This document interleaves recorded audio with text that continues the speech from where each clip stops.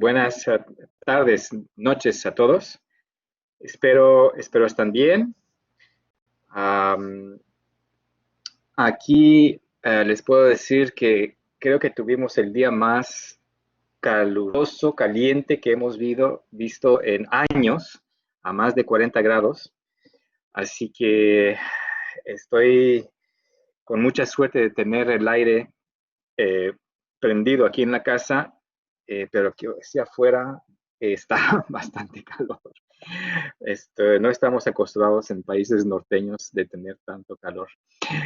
Bueno, un saludo entonces a todos por la sesión de esta noche. Lo que propongo es que empecemos con una revisión breve sobre la evaluación auténtica, una actividad en Kahoot. Ya están acostumbrados a trabajar con Kahoot. Luego, no habíamos terminado miércoles la parte sobre la evaluación. Nos quedaba a ver unas cositas por ahí, entonces podemos tomar unos minutos. Luego arrancar con el diseño pedagógico y darles la oportunidad de poder trabajar en equipos sobre algunos aspectos del diseño pedagógico. Luego también otra actividad en equipos de unas preguntas que les había colocado y que podían contestar y que, por cierto, algunos de ustedes ya lo hicieron. Así que dejaría tiempo para que ustedes puedan compartir sobre esos aspectos. Y si queda tiempo, podríamos en equipos trabajar, es decir, compartir la tarea que tenían que hacer sobre la evaluación auténtica, es decir, el diseño, ¿no? Diseñar una evaluación auténtica. Pero veremos lo que nos dará tiempo. No sé si les conviene. Patricia, la profesora Patricia tiene la mano sí, arriba. buenas noches, doctor. Buenas noches a todos los compañeros. Fíjese que tengo una consulta. Estaba leyendo pues todos los documentos, repasándolos, lo que nos envía el diplomado, y estaba haciendo lo que es la parte de la actividad y la planificación de una evaluación auténtica. Entonces, a raíz de eso me surgieron una inquietud. Considerando que la evaluación auténtica es el proceso evaluativo que incluye múltiples formas de medición del desempeño de los estudiantes, en estas se refleja el aprendizaje, logros, motivación, actitudes del estudiante respecto a las actividades. Entonces, mi consulta es esto. Nosotros en Blackboard tenemos dividido lo que son 10 semanas y están carpetas de actividades y recursos. En los recursos, igual ahí se plasman todo lo que son pues los contenidos de estudio. Entonces, cuando hacemos la evaluación auténtica, esa evaluación, bueno, yo hice parte de la tarea y traté así como de hacerme un cronograma, un mapa, una ruta crítica en mi cabecita. Entonces, la evaluación auténtica, ¿dónde la establezco? Va en la línea de actividades, porque me dice que son procesos evaluativos donde voy a tener múltiples formas de medición del desempeño de los alumnos. Entonces, iría en la carpeta de actividades con la descripción de introducción, qué es lo que deseo, en qué consiste la actividad. Por ejemplo, yo ahí planteé una actividad en relación a la clase de base biológica del comportamiento humano. Al final, lo que llevo es que el alumno, por equipos de trabajo, puedan hacer una maqueta, y que la maqueta se va a presentar en el lobby de la universidad, pero es programar así, ponerle de la semana 2, 3 y 4, revisión de lo que era el capítulo del texto del libro, por equipos dividirlos, puse también lo que fue la revisión de la lectura. Entonces me quedó esa pequeña duda, y cuando hacemos estas evaluaciones auténticas y la traté de programar así en tiempo, le puse de semana 2, semana 3, en la bienvenida a los alumnos igual les describí no les puse así evaluación auténtica, sino que les hice una descripción que realizaremos, equipos de trabajo, donde se les asignará por equipo de trabajo un tema, que realizarán lecturas de análisis individual y que luego se van a unir por grupos de trabajo para llegar a una conclusión y que posteriormente se va a presentar en cada sesión de clases, se va a presentar lo que son esos resúmenes o esa síntesis de que el grupo realice. Entonces eso lo distribuí así, semana 2, semana 3, semana 4. En semana 4 lo dejé porque dice parte de la literatura que hay que hacer una retroalimentación y monitoreo si hay preguntas, dudas o cuestiones que los alumnos puedan tener. Entonces en semana 4 lo puse así, como una retroalimentación, un monitoreo, siempre y cuando considerando que el monitoreo se hace en las semanas antes también. Entonces, y le puse como evaluación la evidencia, porque dice que en la evaluación auténtica tiene que haber una evidencia. Entonces, la evidencia yo le puse que sería la presentación de la maqueta en el lobby, donde cada alumno y cada equipo de trabajo presentaría lo que es el tema que se ha estudiado. Entonces, pero sí me quedó eso, que cuando en el momento que se programan, o sea, van dentro de lo que es la carpeta de actividades. Esa sería mi consulta. Sí, gracias. Bueno, no hay una respuesta única, pero por lo menos en un lugar donde sí debería aparecer que hay una evaluación.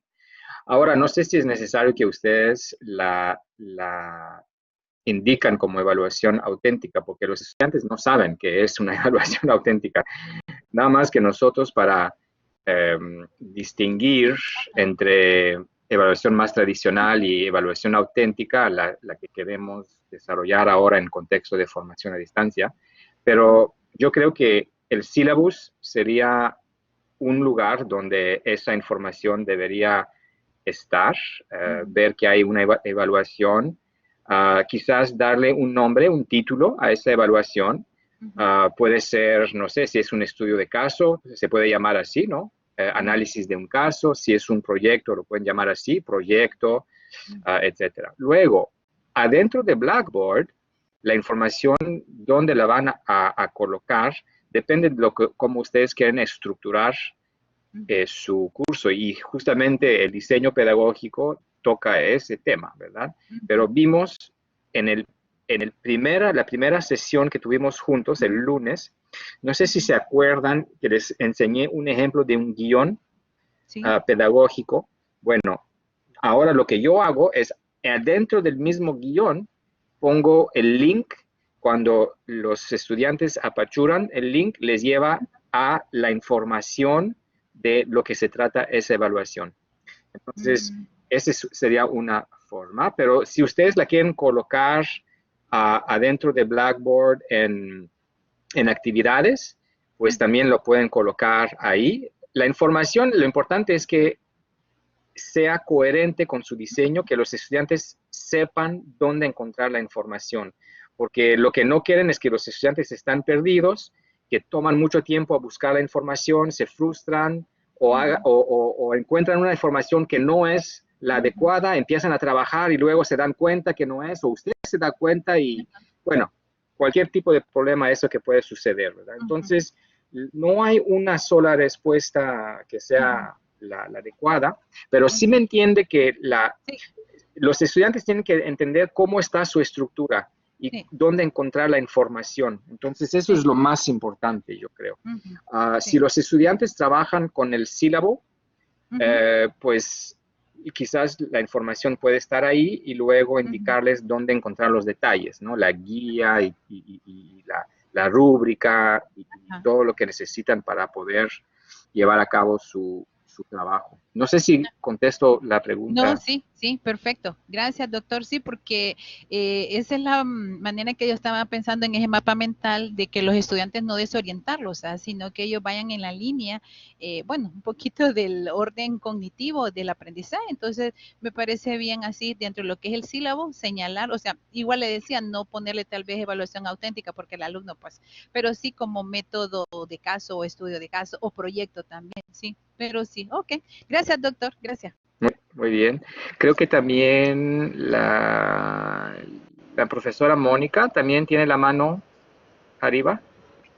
Sí, gracias, doctor. Buenas noches. Buenas noches. Yo tenía una pregunta en cuanto a que, bueno, mi clase es de formulación de proyectos. Entonces, durante la clase no solamente formulamos el proyecto, sino que lo llevamos a cabo, lo realizamos. Entonces, mi pregunta era y quería saber, estar clara si realmente esa era una evaluación auténtica, ¿verdad? Cuando realizamos el proyecto. Se refiere que los estudiantes realizan el proyecto. Sí, lo ponen en práctica, o sea, lo ponen en marcha cada una de las fases que lleva el ciclo de vida de un proyecto, que es desde la identificación, desde lo que es la planificación, la ejecución y la evaluación. Todas las fases las ponen en práctica. Eh, o sea, es un proyecto Sí. real, es una Sí. evaluación auténtica. Ahora, Claro, claro. ¿sí? No Sí, sí. iba a decir si es un proyecto real, ni siquiera es realista, es real, no podemos tener algo más auténtico. Entonces, sí, claro, claro que sí, lo consideramos Ah, así. ok. Sí. Ok, sí, solo una pregunta que, entonces, porque yo pensaba poner eso como, yo ya tengo eso estructurado y me gustaría como ponerlo como parte de mi trabajo porque quisiera que es una oportunidad para mí que usted lo pudiera revisar, a ver si lo estoy haciendo bien. Por un No, lado. sí, claro que sí, claro que sí. No hay ningún problema si me lo quieren mandar en mi correo para que yo lo pueda revisar antes de que usted lo puedan avanzar más para estar, nada más para decirles si está bien o no. Claro que sí, con mucho gusto. Gracias, doctor. La otra consulta era, ¿eso contaría como varios momentos de evaluación auténtica o un solo momento? Eh, Yo tengo una bueno, no, sola rúbrica. sí, o sea, por eso no hay que confundir, porque los entregables pueden ser varios y pueden ser entregables en varios momentos durante el semestre. Y puede ser que cada uno necesita su propia rúbrica, pero esa es la decisión que ustedes van a tomar. Usted como profesor, como profesora, van a decidir cuántos entregables, en qué momento quieren que los estudiantes los entregan, cuál es la ponderación asociada a cada uno. Y todas esas decisiones, eso le pertenece a usted. Usted va a decidir de eso. Y el estudiante, él nada más tiene que cumplir con los entregables. Y lo importante es que sepa lo que tiene que hacer y en qué momento tiene que hacerlo. Y eso es lo que vamos a ver hoy, ¿no? En el diseño pedagógico, básicamente son esas preguntas que tenemos que contestar y clarificar y ponerlas en nuestra estructura del curso a distancia. Básicamente eso es lo que vamos a hacer. Ah, ok, perfecto. Gracias, doctor. Quedó claro. Excelente. Muy bien, muy bien, muy bien. Perfecto. Ok, entonces era nada más un repaso sobre lo que habíamos visto miércoles. Si me permiten que tomamos unos minutos para terminar justamente sobre este asunto. Aquí les voy a compartir mi pantalla. Si se acuerdan, nos habíamos quedado con esta diapositiva con las tres entidades, ¿verdad? El producto, el proceso y el discurso. Ahora, una pregunta que nos podemos hacernos es, ¿cuándo debería yo retroalimentar? ¿Verdad? Y al respecto con cada entidad. Entonces, lo que yo les recomiendo es, o bueno, lo que nos recomienda la literatura es que para el producto o el servicio, porque a veces puede ser un servicio que rinde, que da el estudiante, es durante, pero mayormente es después. Vamos a darle su retroalimentación después que ha terminado y nos entregó el producto. Para el proceso, mayormente podemos retroalimentar durante, si el estudiante tiene preguntas o le pedimos un borrador o un entregable, ahí podemos hacerlo, pero también después, claro. Y por el discurso, es decir, la justificación de por qué hizo las cosas, eso depende, porque puede ser antes o puede ser después. Y aquí les pongo un ejemplo cuando podría ser antes, ¿no? Los estudiantes en odontología, cuando van a curar a un paciente y tienen un paciente de verdad frente a ellos, pues si es que la solución que ellos tienen es de extraer un diente, se pueden imaginar que sería bueno que el estudiante vaya a ver al profesor y que le diga por qué quiere extraer el diente antes de hacerlo, ¿verdad? Entonces ahí la retroalimentación sobre el discurso puede ser antes o después. Bien. Ahí van las tres fuentes principales de retroalimentación. Usted como docente o sus asistentes puede ser una fuente, pero también tenemos los alumnos mismos que pueden dar retroalimentación a sus colegas y también esa entidad no humana. Aquí en mi caso trabajo con Moodle, ustedes trabajan con Blackboard, pero también hay otras herramientas tecnológicas, ¿verdad?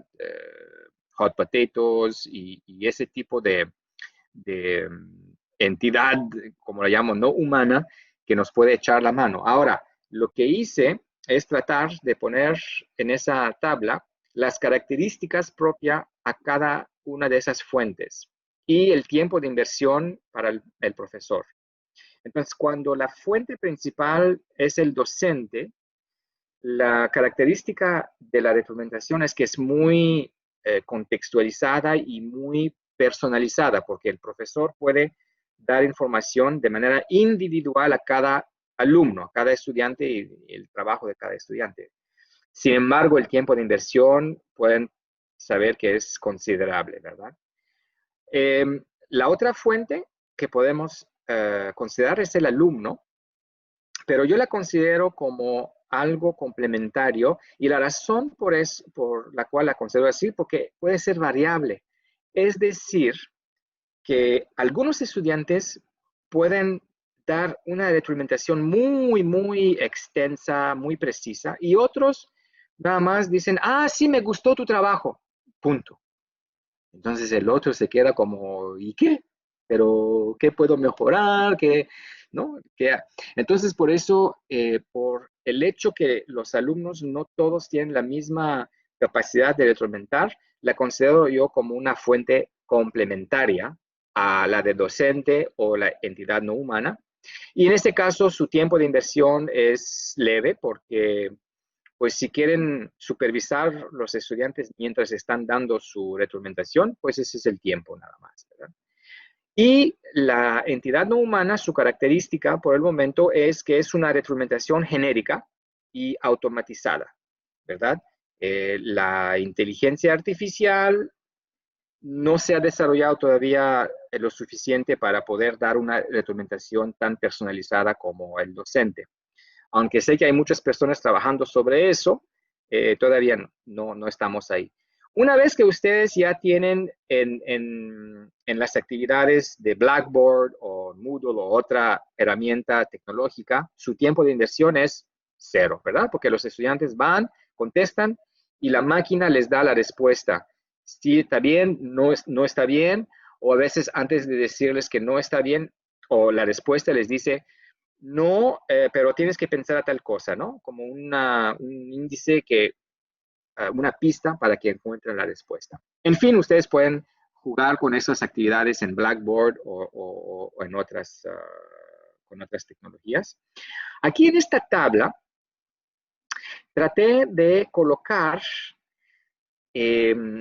con la taxonomía de Bloom y los tres dominios de conocimiento,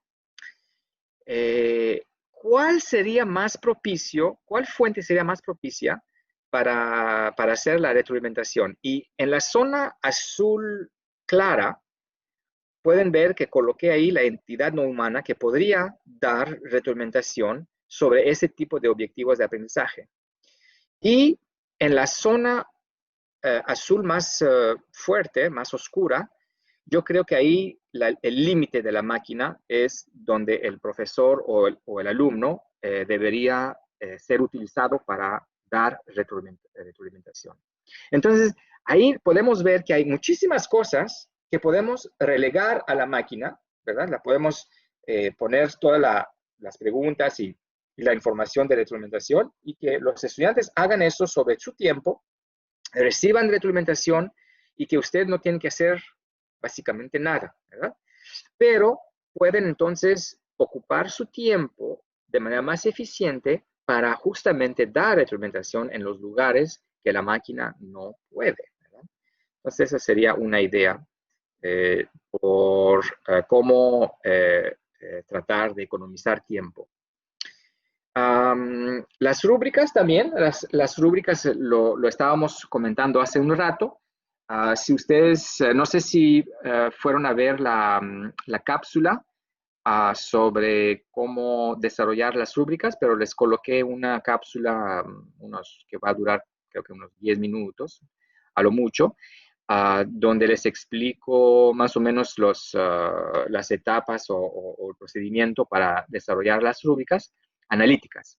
Entonces, la rúbrica nos permite también dar retroalimentación economizando un poco de tiempo porque como es analítica, es decir, que cada celda tiene una descripción precisa a lo que nos referimos por cada componente con sus criterios, si está bien hecho, no tan bien hecho o realmente no bien hecho, y el estudiante puede entender su trabajo a través de esa retroalimentación. Ahora, lo interesante con las rúbricas, y en inglés se llama, retroalimentación se llama feedback, ¿verdad? Feedback por retroalimentación, pero también si ustedes entregan su rúbrica a los estudiantes de antemano, antes que empiecen a hacer el trabajo, eso en inglés lo llaman feed forward. Es decir, que ustedes están dando información de antemano para que el estudiante sepa cómo hacer un trabajo de calidad, porque ya tiene la información.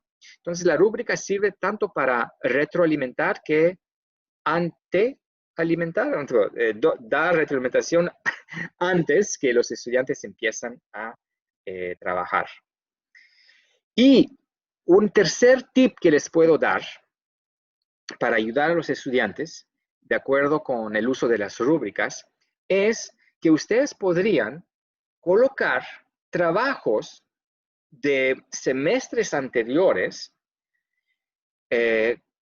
para que los estudiantes los puedan consultar y ver cómo usted, cómo usted utilizó la rúbrica para calificar esa tarea, ese trabajo, y así entienden como la correspondencia entre cada uno de sus componentes de la rúbrica y sus criterios y un trabajo que está considerado como bien hecho, o pueden poner un trabajo que no está bien hecho, porque también un anti-ejemplo, también un ejemplo que no está bien hecho, también los ayuda a entender, ¿verdad? Así que ya esa es la parte de retroalimentación que considero yo como algo importante. No sé si tienen comentarios, preguntas. Voy a parar aquí para poder tener vista si hay preguntas.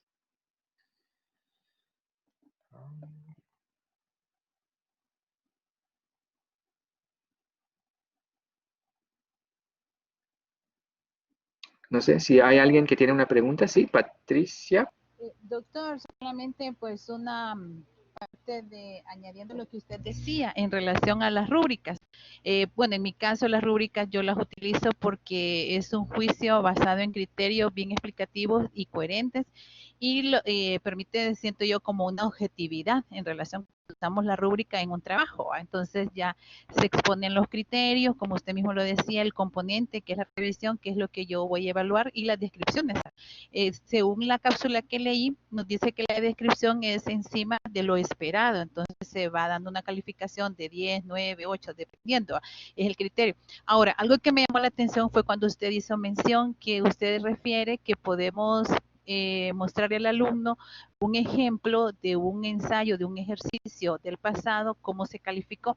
Entonces, ¿cómo trabajaríamos el componente de que el alumno no lo vaya a malinterpretar, de que le estoy dando como que piense a lo que yo considero?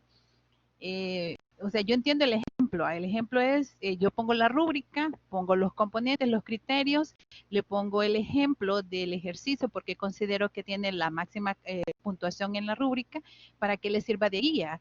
Pero, ¿cómo manejarlo que no se pueda malinterpretar por algún grupo de alumnos en el sentido de que, el profesor quiere que yo piense como él? Entonces, ¿cómo manejaríamos esa, o deme una idea para que los alumnos no lo piensen de esa manera? Esa sería mi consulta. No es necesariamente un trabajo que tuvo la máxima calificación o que tuvo buena en todos los componentes, pero la idea es que puedan entender cómo usted va a interpretar la rúbrica, porque sí Ok. es un documento que da pautas, que da explícitamente las expectativas, pero de todos modos no significa que todo el mundo lo interprete de la misma manera. Así que haciendo ese tipo de ejercicio, y eso lo pueden hacer también con ellos, ¿verdad? Ustedes pueden tomar tiempo para discutir sobre la rúbrica, sobre tareas anteriores, para decir, mira, aquí le castigué, no le puse en esa columna, porque mira, cuando ven el criterio de claridad, pues aquí no me parece muy claro. Entonces, no es tanto el fondo de la idea que le están enseñando, pero más bien los criterios, si es claridad, si es pertinencia, ¿sí me entienden? Entonces, es el vínculo entre cómo interpreto esos criterios y cómo ustedes deberían interpretarlos, más bien. A eso me refiero, sí. Y claro, cuando estamos utilizando evaluaciones auténticas, ¿verdad? Quizás el trabajo del semestre anterior o de los semestres anteriores apuntaba hacia un problema, pero ahora el problema puede ser muy distinto. Entonces, no quiere decir que el estudiante va a tener que pensar en la misma solución que el ejemplo, porque no les sirve, ¿verdad? No les sirve. Entonces, sí, eso es lo bonito con la evaluación auténtica. Podemos cambiarles unas variables, el contexto o cualquier cosa y ¡pum! Es completamente distinto, ¿no? El asunto. Hay también otra pregunta. Gracias. Sí, buenas noches, doctor. Buenas noches. Sí, buenas noches. Les saluda Rixi Michelle. Buenas noches, compañeros. Solo quería aportar algo sobre lo que usted está mencionando de las rúbricas. Tengo dos casos particulares. El primero es que una clase tenía una rúbrica estándar y pensaba que esa rúbrica era como la general que yo quería atrapar el conocimiento de los estudiantes, pero los mismos estudiantes, como usted les dice, pueden ir cambiando esos criterios y podemos ir como mejorando los trabajos en innovación, actividad y por supuesto ir colocando como diferentes puntos de acuerdo a cada criterio, porque cada curso es totalmente diferente. Pero algo en lo que creo que siempre he caído como en la trampa es en elaborar los criterios, porque siempre creo que los criterios están entendibles, pero me doy cuenta que cuando el estudiante lo lee, comprende otra cosa totalmente diferente a lo que yo quiero lograr con ellos. Me ha sucedido en 2 ocasiones y eso ha causado como quizás una vía de comunicación no directa con ellos, que tengo como que replantear el problema para poder darme a comprender con ellos. Yo creo que la forma en cómo estamos redactando los criterios y cómo es lo que nosotros queremos lograr de ellos es súper importante, porque la rúbrica no es para perdernos, es para tener claridad en los resultados del producto que queremos obtener nosotros. Entonces, solo un pequeño aporte, doctor. Sí, muchas gracias. Así es, así es. Y sí, yo me he dado cuenta que afortunadamente la calidad de los trabajos siempre sube, siempre sube, siempre sube. Si comparo trabajos de hoy con años atrás, la calidad de los trabajos de hoy y claro, por los estudiantes que van a leer toda esa información, ¿verdad? Tienen que tomar tiempo, leer la rúbrica, sus componentes, sus criterios, hacer el trabajo de comparación con las tareas de los semestres anteriores y entender todo eso y luego aventarse a hacer su propio trabajo. Y veo que sí sirve a los estudiantes y hacen trabajos de calidad, pero mucho más grande, mucho más alta, que si no tuvieran esa información. Así que qué bueno, qué bueno. Sí, muchas gracias por haber compartido. Sí, así es, Patricia, las ventajas. Y bueno, me imagino que ustedes también viven algo similar a lo que yo vivo. La profesora Mónica. Doctor, una consulta con las rúbricas, algo que me he fijado que me pasa de repente, es que tengo la rúbrica estructurada, ¿verdad? Y redactada. A veces hay como dos aspectos en un mismo espacio que estoy evaluando, pero resulta que el estudiante no lo hizo así.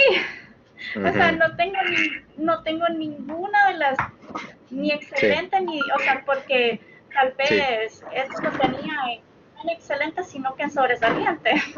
¿Me entiende? Sí. No sé. O sea, por ejemplo, si pongo,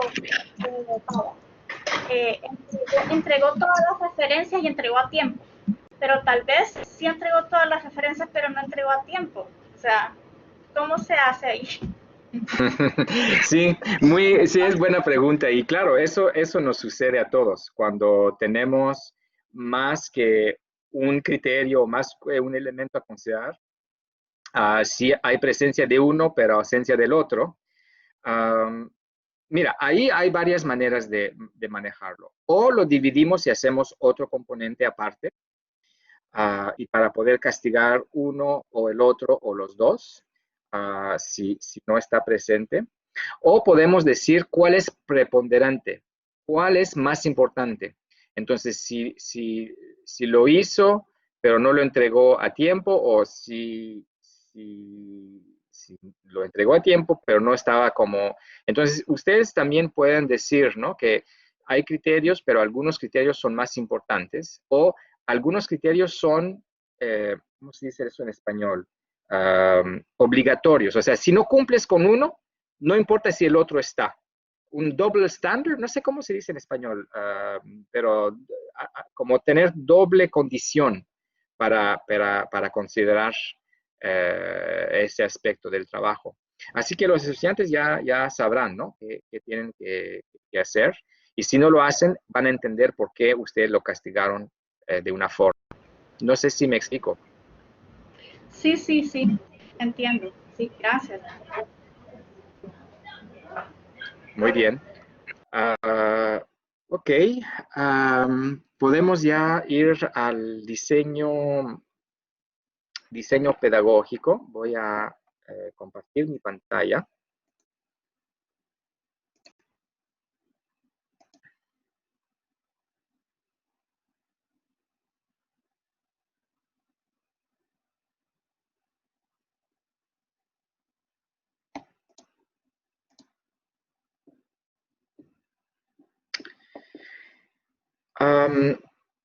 Dos cositas, bueno, son tres, pero son en realidad dos cositas.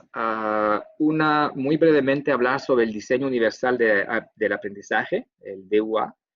Y nada más unas palabras sobre el modelo ADI, que en realidad yo les voy a proponer una aplicación más sencilla de ese modelo, que les va a servir para hacer su diseño pedagógico para la formación a distancia. El modelo ADI es uno de los más utilizados para la formación a distancia, pero es bastante, no pesado, pero hay muchos aspectos que considerar. Siento que podemos hacer un trabajo de igual calidad con un modelo un poco más sencillo. Así que si me permiten, le voy a compartir esos aspectos en un minuto. El diseño universal para el aprendizaje es un concepto recién, que lo que trata de hacer es decir al profesor: profe, no todos aprendemos de la misma manera, de la misma forma. No todos tenemos la preferencia de aprender a través de textos o de aprender de cierta forma. Por favor, ¿nos puede dar opciones? En realidad, eso es lo que es. El diseño universal es poder dar opciones a los estudiantes, clarificando, obviamente, cuáles son los objetivos, cuáles los métodos que voy a utilizar, las evaluaciones, todo el material, pero dando una opción para que uno que prefiere lecturas, uno que prefiere podcast, uno que prefiere videos, otro que prefiere una actividad para que lo trata primero por él mismo y luego ir a la teoría, etcétera.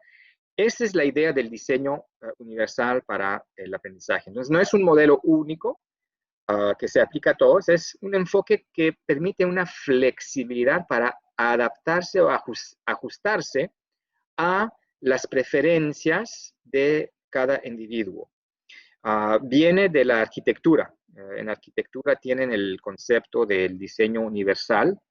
Aquí en esta imagen pueden ver que el arquitecto, en lugar de colocar los escalones, ¿no?, las escaleras, y luego al lado poner la rampa, pues él hizo el diseño donde la rampa está al mismo de las escaleras. Entonces, si una persona llega aquí en silla de rueda, pues va a poder subir hasta arriba. Pero esa persona puede ser una persona que llega con un bebé en una carriola, puede ser una persona con discapacidad que no puede subir escalones, entonces le sirve a esa también, esa rampa.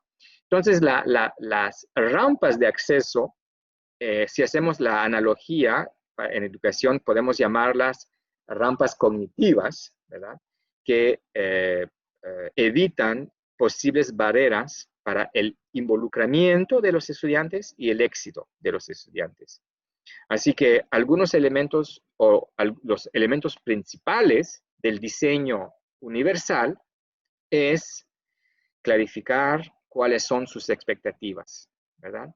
¿Qué es lo que espero de ustedes? ¿Cuáles son los objetivos de aprendizaje y cuál es el contenido que pertenece a ese curso? Luego, ¿cuáles son las estrategias de enseñanza que voy a utilizar? ¿Y cuáles son las situaciones de aprendizaje que ustedes van a tener que realizar? Luego, ofrecer una variedad de material didáctico, es decir, dar opciones, ¿verdad? Videos o podcasts o textos o otra cosa, lo que sea, pero que pueda contribuir a la preferencia de la mayoría de los estudiantes. También las herramientas tecnológicas pertinentes que podemos utilizar para ayudar con nuestros estudiantes. Y claro, hay muchas herramientas tecnológicas hoy en día que podemos escoger, tanto para ayudar a los estudiantes que tienen problemas de visión, por ejemplo, o que tienen problemas cognitivos, que necesitan guías, más tiempo. En fin, hay muchas opciones. Y también ofrecer opciones en las producciones que los alumnos entregan. Lo voy a entregar esa tarea por escrito, o puedo hacer un podcast, o puedo hacer un video, profesor. ¿Cómo puedo entregar mi tarea, verdad? Y claro, evaluar de manera equitativa. Eso es lo que venimos diciendo tocando el aspecto de evaluación. Bien, el modelo ADI, si voy a parar de compartir esto para compartirles el link que les mandé para el modelo ADI. No me acuerdo dónde lo puse, no sé si lo puse aquí.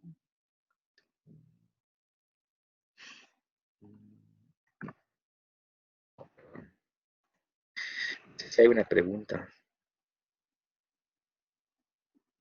Sí, exacto. Exacto. Profesora Patricia. Sí, es uno de los más famosos. No lo encuentro. Aquí está. Ok.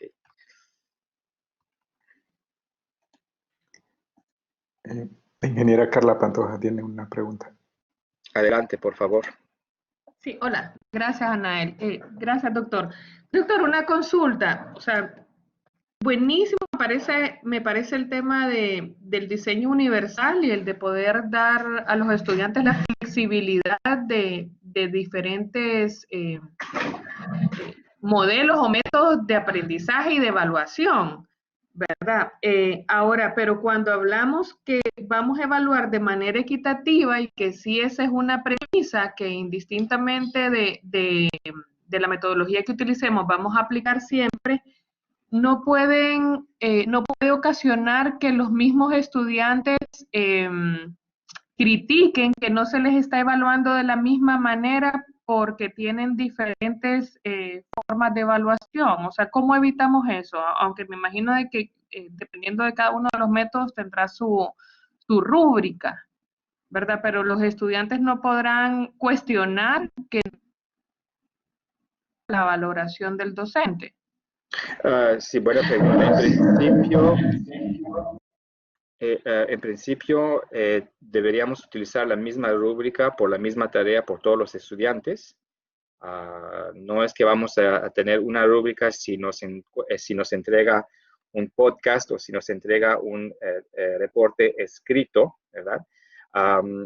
Lo que va a influir su decisión de dejar o de aceptar que algunos pueden entregar en un formato no escrito, que sea verbal, ¿verdad? Que ellos están contando lo que hicieron. Probablemente va a ser el tipo de estudiante. O sea, si están con estudiantes menos avanzados, más avanzados, porque quizás hay algunas cosas que quieren verificar, además de los conceptos y de los objetivos de aprendizaje, que son importantes. Por ejemplo, la calidad de la escritura, ¿no? De la redacción. Entonces, eso es más difícil poder hacerlo si es algo verbal. Porque pues no podemos corregir la parte escrita. Así que, claro, hay que considerar el contexto, cuál es su contexto y con cuáles estudiantes están en ese semestre, en ese curso, ¿verdad? Probablemente que con estudiantes menos avanzados vamos a querer que lo hagan de manera escrita, porque es importante que su desarrollo de saber escribir, pero también depende de la naturaleza del curso. Algunas cosas quizás se prestan más a entregar bajo el formato podcast y otras no tanto, ¿verdad? Entonces, eso también puede influir, pero siempre y cuando les decimos que lo que vamos a evaluar es lo que está en la rúbrica. Entonces, los componentes con sus criterios, eso es lo que vamos a considerar para evaluar la calidad del trabajo. Y yo acabo de terminar de evaluar uno de mis cursos y les puedo decir que 99% de los estudiantes lo entregan escrito, cuando tienen la opción de podcast o escrito. Y 1% va a escoger el podcast. No es muy, bueno, en mi caso, no, y lo que veo semestre tras semestre, no es una opción que muchos eligen, pero sí, de repente me llega eso. Entonces, no sé si mi respuesta... Sí, perfecto. Gracias, sí, gracias. Claro, muy totalmente. Bien. Gracias. Muy bien, perfecto. Entonces, ese modelo ADI, que consiste en Analyze, Design, Develop, Implement, Evaluate, considerar primero a quién se refiere mi curso, ¿no? ¿Cuáles mis estudiantes? ¿Cuáles son mis objetivos generales del curso? Luego, ¿cuáles son mis objetivos específicos? ¿Cuáles estrategias de enseñanza voy a utilizar? Cómo voy a evaluarlos, etcétera, en el diseño. Luego voy a desarrollar esas actividades, esos recursos de aprendizaje. Voy a implementarlo, es decir, voy a enseñar y voy a evaluar si todo lo que hice está bien y cómo voy a evaluar a los estudiantes. Ese modelo ya está conocido, está muy utilizado. Lo que yo les voy a proponer es un modelo quizás un poco más sencillo, pero que básicamente van a llegar a un resultado muy parecido. Tres cosas, básicamente son tres cosas, ¿no? ¿Para qué los quiero preparar mis estudiantes? ¿Qué es lo que necesitan saber, saber hacer, saber ser, saber actuar, ¿no? Son los objetivos de aprendizaje, las competencias. Luego, ¿cómo voy a verificar que lo lograron? ¿Cuál va a ser la prueba? ¿Qué es lo que les voy a pedir que hagan para demostrarme que son capaces de hacerlo? Y luego, ¿cómo les voy a ayudar para que lo logren, ¿no? ¿Qué contenido tengo que colocar? ¿Cuáles actividades de aprendizaje les voy a proponer? ¿Cuál retroalimentación y cuándo les voy a retroalimentar? Básicamente es eso. Así que si quieren unas etapas para su diseño pedagógico, pueden seguir esas 7 etapas generales. Establecer sus objetivos de aprendizaje, decidir el modo en que van a elegir, síncrono, asíncrono, híbrido, considerar los recursos existentes, lo que ya tienen, textos, PowerPoints, actividades, etcétera, y también van a tener que prever cuáles recursos necesitan elaborar o encontrar. Luego, determinar la estructura del curso, va a ser semanal, por temas, con un guión, ¿no? Lo que estábamos comentando al principio del encuentro de hoy, ¿no? ¿Dónde voy a colocar la información y bajo qué estructura para que los estudiantes encuentran la información de la manera más coherente y fácil? Luego, identificar las actividades de aprendizaje, va a ser muy importante y eso lo vamos a ver la próxima semana. Vamos a tocar distintas actividades de aprendizaje activo. Luego, el punto 6, considerar cuáles herramientas tecnológicas serán necesarias. Yo les recomiendo empezar con todas las herramientas disponibles en su LMS, en Blackboard, en su caso. Y si hay algo que les hace falta que no está en Blackboard, pues ahí buscar un tercer partido para añadir a la plataforma Blackboard. Pero por lo general, esas plataformas, tanto Blackboard como Moodle, Illuminate, tienen las suficientes herramientas hoy en día para proponer actividades diversas. Ahora, la idea es la siguiente.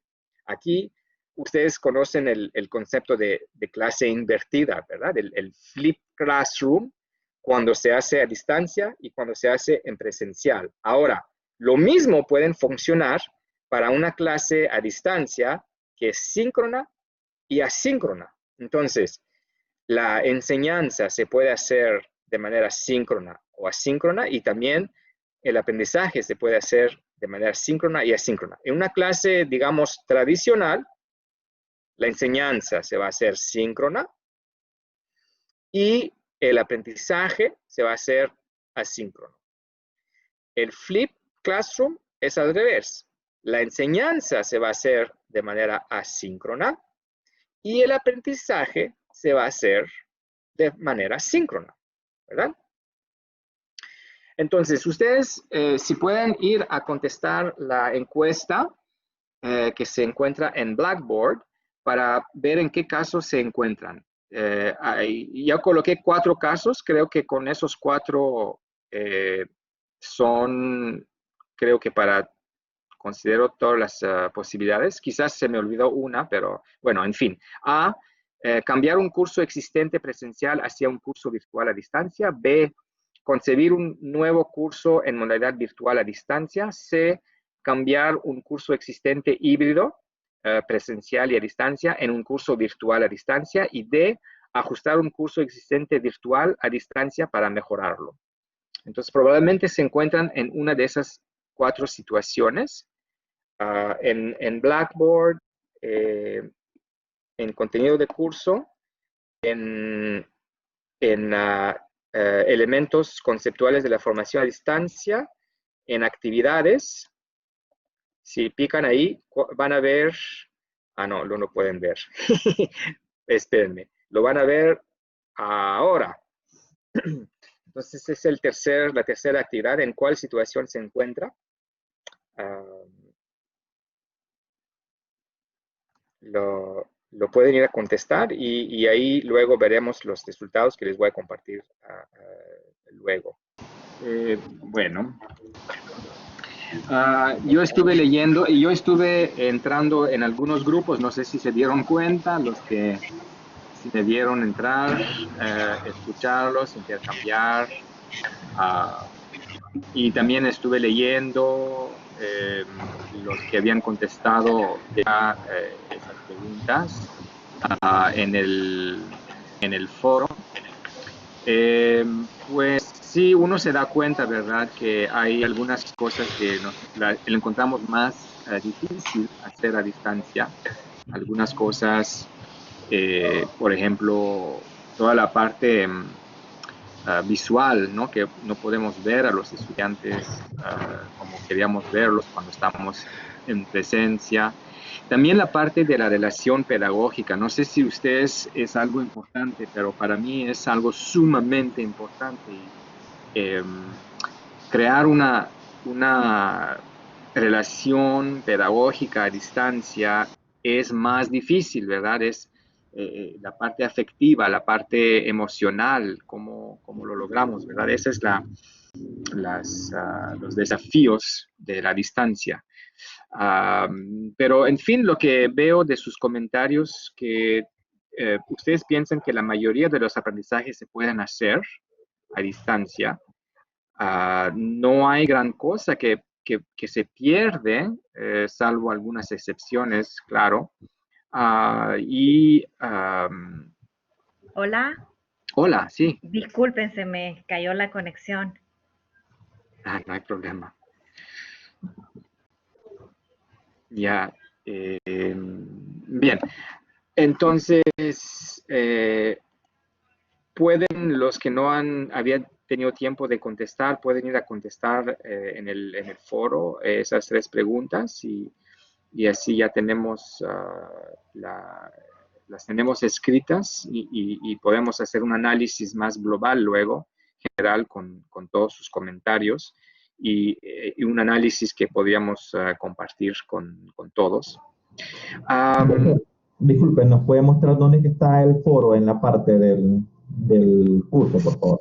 Sí, ok. Otra vez les voy a compartir para que lo... Preguntas al tutor. Exacto, exactamente. Está, ¿dónde está mi pantalla? Aquí está. La voy a compartir. Entonces voy al inicio. Permítanme, voy a ir al inicio. Entonces, cuando están aquí, pueden ver la primera pestaña inicio, la segunda anuncios y la tercera es preguntas al tutor. Ahí, si lo pican ahí, van a encontrar preguntas al tutor y ahí están. Cuando lo abren, aquí pueden ver las 3 preguntas. ¿Está bien? Copiado, doctor. Gracias. Muy bien. Ok. Compartir esto. Ya lo abro.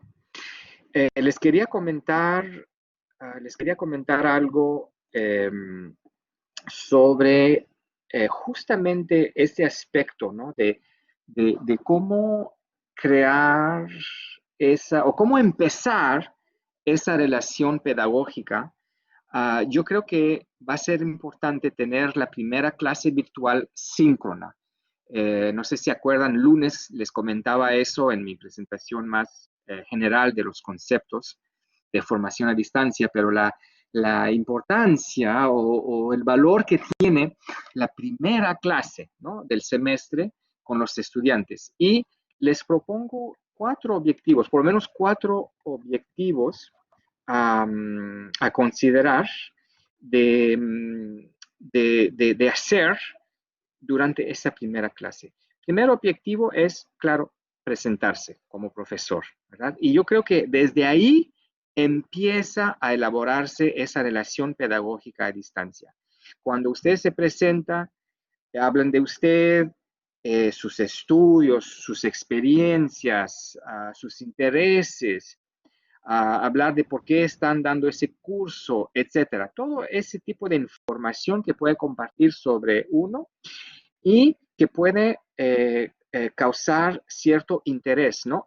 Pues me gusta que el profesor hizo tal experiencia, me gusta que hizo tal viaje, me gusta que hace tal deporte. Entonces, ahí estamos empezando a crear esa relación pedagógica a distancia. El segundo objetivo, claro, presentar el curso y su organización, ¿verdad? Pueden presentar la información que viene en su sílabo, los objetivos de aprendizaje, las tareas, toda la planificación, su sitio web, si utilizan Blackboard o otro sitio web, el propósito del curso, los temas, etcétera, ¿verdad? Y ahí pueden tomarse unos 20 minutos. No lo mencioné, pero el primer objetivo, quizás con 5 minutos para presentarse puede ser suficiente. 20 minutos o puede ser hasta 30 minutos para presentar el curso. Tercer objetivo, crear un ambiente de confianza. Entonces, ahí, ¿cómo podemos hacerlo? Pues, de una manera es dividir el grupo en equipos, ¿no? Podemos dividirlos en 4 o 5 estudiantes y les decimos si se pueden presentar, ¿no? Su nombre, de dónde vienen. Y yo un truco, un tip que les puedo dar es que compartan su preferido, ¿no? Su comida preferida, su música preferida, su película preferida, algo que puedan compartir y ver que tienen cosas en común o descubrir nuevas cosas, ¿verdad? Y esos equipos los pueden repetir, ¿no? Porque si lo están haciendo con Blackboard Collaborate, ven que hay manera aleatoria, ¿no? De dividir los grupos, pues lo pueden hacer 2, 3 veces para que los estudiantes tengan la oportunidad de encontrar a la mayor parte del grupo. Y eso puede durar 20 minutos, 30 minutos. Ustedes, ¿no? Deciden dependiendo de la talla, del tamaño de su grupo. Y el cuarto objetivo es presentar las reglas del curso y las reglas acerca del comportamiento ético en línea.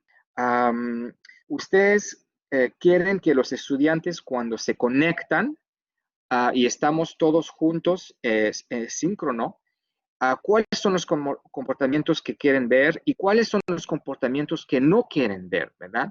Entonces, esos aspectos de cómo comportarse en línea, ¿verdad? Va a ser importante aclararlos, porque no todos los profesores tienen las mismas expectativas o piden las mismas cosas a los estudiantes. Por ejemplo, ¿van a permitir que hagan chat privado o no? Y si hacen chat privado, ¿van a permitir que escriben cualquier cosa o hay que tener cuidado, ¿no? No bullying, no comentarios que faltan de respeto, etcétera, etcétera. Entonces, hay que pensar en todo eso y quizás proponerles un acuerdo o un contrato didáctico, podríamos decir, que van a respetar cuando estamos conectados, ¿verdad? Entonces, la cámara prendida o no prendida. ¿En qué momentos van a prender su cámara? ¿Cómo van a pedir la palabra, ¿no? Si tienen preguntas. Todo eso yo les recomiendo que hagan un documento con esas reglas muy, muy claras y que las presenten. Preséntenla de manera, con una actitud neutra, ¿verdad? No una actitud de ustedes son malos y quiero ver, ¿no? Que no hagan nada. No, nada más decir que lo están haciendo por el bien de todos o para que esas sesiones síncronas se pasan bien y que todo el mundo se siente cómodo. No sé si hubo... Sí, la etiqueta. Muy bien, Ricardo, así se llama, sí. Excelente.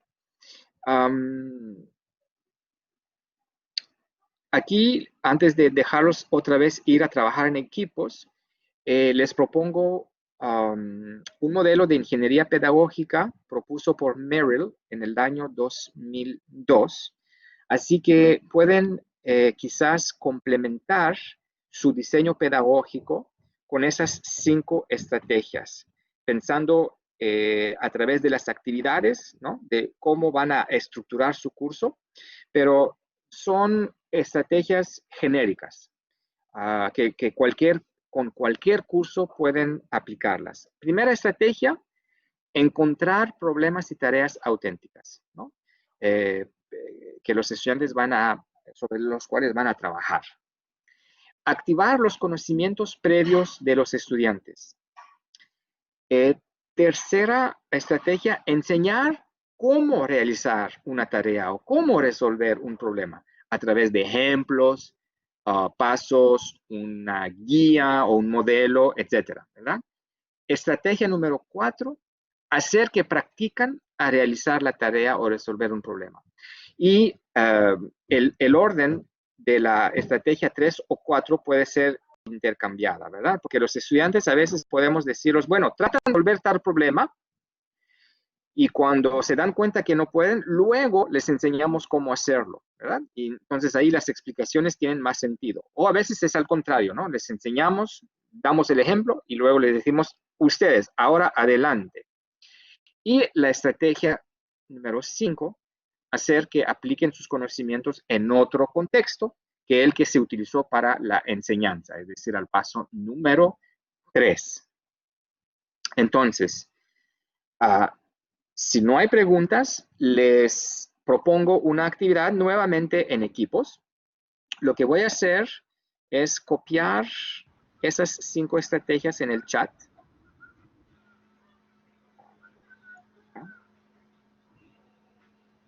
Y luego, esa es la actividad que les propongo. Durante los 10 próximos minutos, pueden elegir entre discutir de las maneras que pueden utilizar para activar los conocimientos previos, es decir, el punto 2, ¿no? La estrategia 2 de los estudiantes en el contexto de un curso a distancia, o pueden discutir sobre cómo identificar qué recursos tienen a su disponibilidad y cuáles tendrán que desarrollar en relación con el punto 3. Entonces voy a copiar esto también, voy a colocarlo en el chat.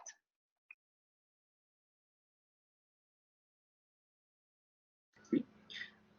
Doctor, hola, buenas noches. Sí, hola. Yo tenía una consulta, estaba levantando la mano. Adelante. Quisiera comentarle y consultar cuál es su recomendación al respecto. Pues yo soy el jefe académico del programa de inglés y algo muy peculiar que identificamos el trimestre pasado era que los estudiantes al momento de estar participando durante la clase se rehusaban y no les gusta encender su cámara, habilitar la cámara, ¿verdad? Pues no sé si es por cuestión de que tienen pena o no quieren que los veamos, todavía andan en pijama o tal vez en su casa no tienen el espacio oportuno para la clase, no lo sé, pero sí fue algo que nos costó muchísimo como romper esa barrera, ¿verdad? Nosotros siempre les motivamos, enciendan sus cámaras para que podamos relacionar un nombre con un rostro, esto nos va a ayudar en la participación, vamos muchachos, vamos, pero muy pocos la verdad, entonces no sé qué nos recomienda usted, cómo debemos hacer en este sentido, porque sí nos costó muchísimo y fíjese que al momento que nosotros hacemos una partial oral evaluation, ahí sí encendía la cámara porque era obligatorio, ¿verdad? Si no encendía su cámara, no iba a ser, no se iba a poder llevar a cabo la evaluación. Entonces ahí sí, en ese momento, pues todos con la cámara activada. Entonces, pues, con nuestros colegas hemos tenido esa duda. ¿Qué nos recomienda usted sobre este tema? Gracias. Sí, muy bien. Hablaba yo de las reglas, ¿no? Que hay que comunicar a nuestros estudiantes en qué comportamiento esperemos, qué comportamiento queremos que tengan en línea, cuando estamos presentes sincrónicamente todos. Ahora, asegúrense que esas reglas no van en contra de algún reglamento de la universidad, ¿ok? Porque si ustedes ponen en sus reglas del curso que si un estudiante apaga su cámara durante la sesión que dura la clase virtual en directo, en vivo, lo pueden excluir de esa sesión. Está fuerte, ¿verdad? Esa regla está muy, muy fuerte, pero está muy clara. Está muy clara. Entonces, si el estudiante tiene la información de antemano que para poder estar presente en su curso tiene que tener su cámara prendida, al menos que el profesor diga que ya la pueden apagar por alguna razón, sabe que lo pueden excluir de la sesión síncrona. Pero bueno. Carla, no sé si querías también proponer una solución. Sí, buenas noches, quería compartir una práctica interesante que he visto en mi hija, en sus clases. Ella tiene uno de sus catedráticos que la regla la impuso desde el primer día. Y la regla es que el alumno que tenga la cámara apagada va a ser el primero que le va a preguntar. Y como los alumnos no les gusta participar, yo me asombro porque todos están con la cámara encendida. Entonces es una regla pues no tan pesada, pero me doy cuenta que al catedrático le ha funcionado y muy bien. Me gusta, sí. Sí, claro. Ahora con el problema de los estudiantes que su conexión no está buena, de uno, ustedes ese tipo de información lo puede verificar, ¿verdad? Porque la máquina nos da la información si la velocidad es adecuada o no. Entonces, no los pueden engañar. Los estudiantes no los pueden decir, es que maestra, mi conexión no está buena. Ok, quiero que me lo compruebas, me vas a dar la información y vamos a ver. Y si es cierto, entonces no es de mala fe, el estudiante es de buena fe, pero claramente por hecho que tecnológicamente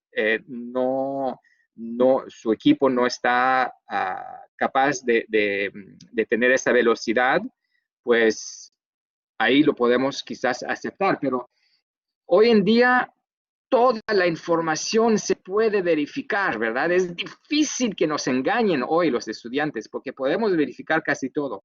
Entonces, sí, quizás combinar algunas soluciones frente a ese problema. Ahora, el otro es que si lo único que uno va a hacer es exponer, ¿para qué voy a prender mi cámara si nada más estoy escuchando, ¿verdad? No hay ningún intercambio.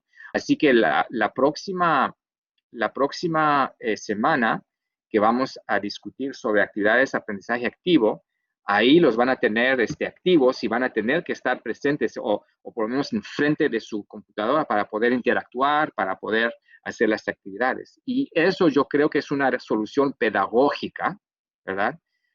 No una solución de castigo, pero una solución pedagógica que los estudiantes van a considerar que vale la pena estar ahí, ¿verdad?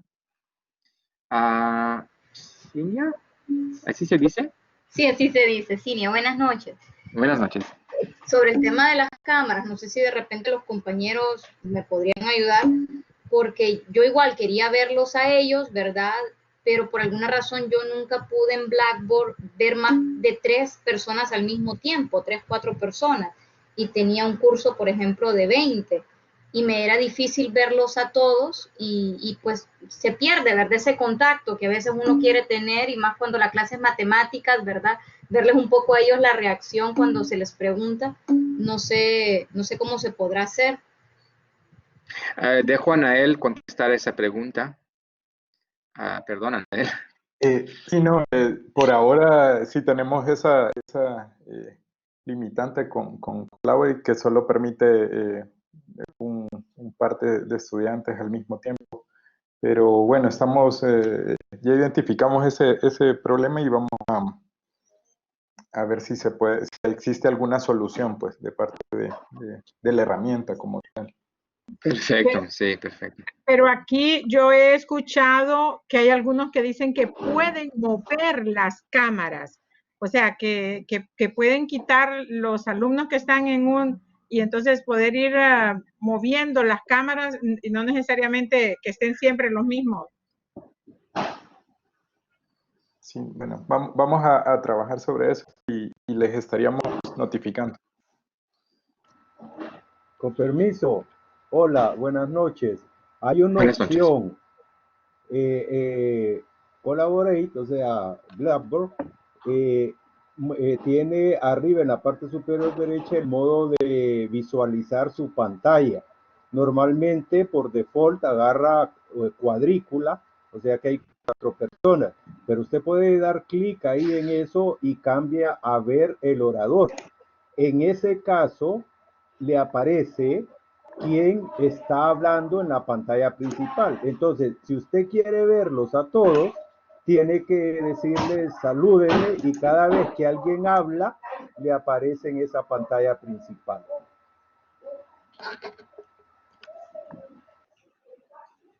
Sí, pero eso no quita el problema que no podemos ver a todo el mundo, los que no hablan no los podamos ver. Pero bueno, estoy seguro que es una solución tecnológica que Blackboard Collaborate va a encontrar sin duda, porque Zoom lo permite. Entonces, con Zoom puedo ver todos los participantes. Estoy seguro que Collaborate lo va seguramente cambiar y permitir. Bien, nos queda 12 minutos. Les quería entonces dividir en equipos nuevamente para que puedan hacer esa actividad.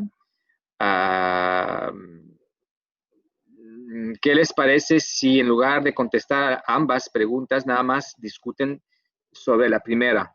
En el chat, ahí está, es discutir de las maneras que puedan utilizar para activar los conocimientos previos de los estudiantes en el contexto de un curso a distancia.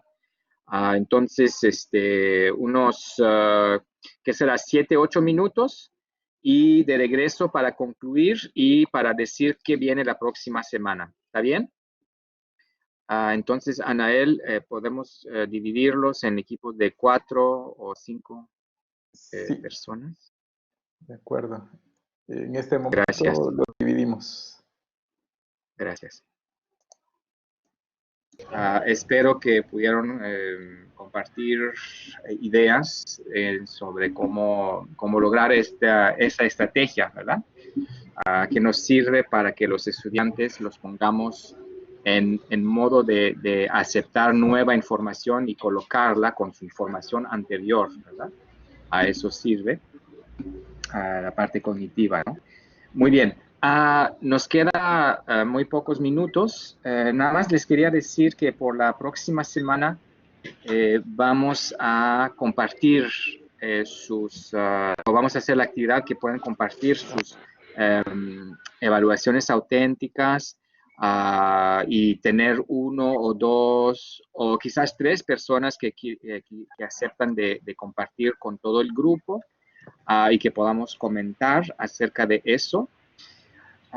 Y luego una tarea que tienen, bueno, terminar esa, y si no la han terminado, pero también les sugiero de ver la cápsula audio sobre aprendizaje activo o leer el artículo que se llama Las pedagogías activas y el uso de los TIC. No sé si hay algún comentario, alguna pregunta o duda que no les permitiría pasar un buen fin de semana si no la contestamos.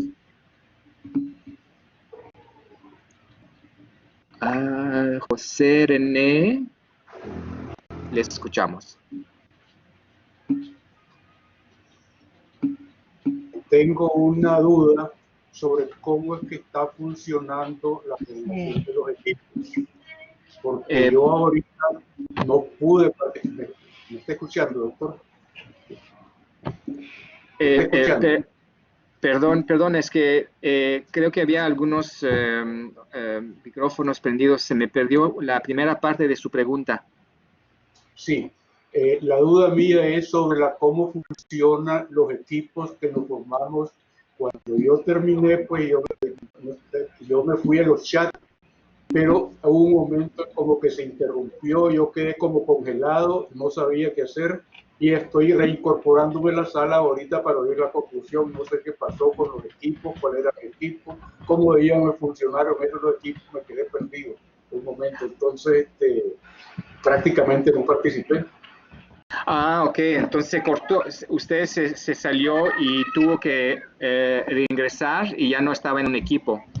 Exactamente. Ok, pues la próxima vez si eso sucede, nada más escribirlo en el chat y Anael o yo lo podemos ver y reponerlo en el equipo en el cual estaba. ¿Sí? Perfecto, perfecto. Muy bien. Gracias. No hay problema. Profesor Juan, ¿también tiene una duda? Sí, tengo una pregunta de un comentario que usted dio a lo largo de la charla que hablaba sobre que es recomendado hablar un poquito a título personal con los estudiantes el primer día de clase. ¿Podría esto generar un tipo de situación en el cual usted sea contraproducente el hecho de abordar aspectos personales con los estudiantes o cuestiones así? ¿O debería existir un cierto límite de interacción entre ellos, entre nosotros y los estudiantes? ¿Existe alguna regla o algo, algún criterio? Son cosas más culturales que otra cosa.